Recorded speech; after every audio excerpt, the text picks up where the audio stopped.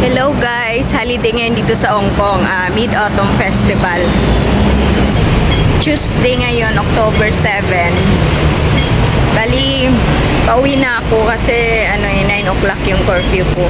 Magbibigay lang ako ng tips, ano yung mga gustong-gusto ng mga amo dito sa Hong Kong.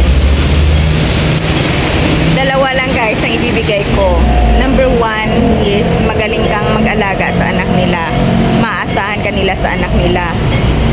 Number 2, magaling kang magluto. Yung magustuhan nila yung mga luto mo. Yun.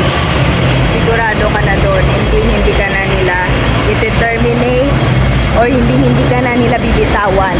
Kasi yan yung hinahanap nila. Number 1 talaga priority dito ang mga bata. So, dapat yun yung doon ka pinakamagaling na maasahan ka nila pagdating sa anak nila. Tumatawid ako sa stoplight. Yun. Hello, naputol yung video ko kagabi kasi dumilim. Tapos sabi ko mamaya na pagdating ko doon sa baba ng building. Pero nakalimutan ko nang ituloy. So itutuloy natin today.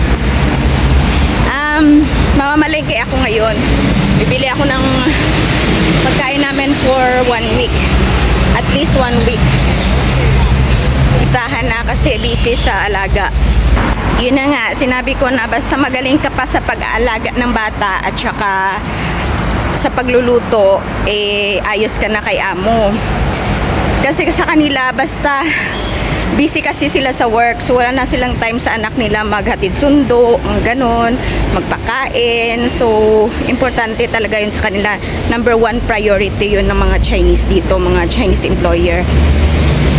Tapos syempre pagdating nila galing trabaho, wala nang time magluto, so pagod sila, gusto nilang kumain, pagdating kumain na lang. So importante din yung magustuhan din nila yung luto mo. Kahit na hindi masyadong masarap, at least yung mahuli mo yung panglasa nila. Yun ang ibig ko sabihin. Magustuhan kasi nila pagdating sa food nila. Yun. So sa mga pupunta dito, good luck.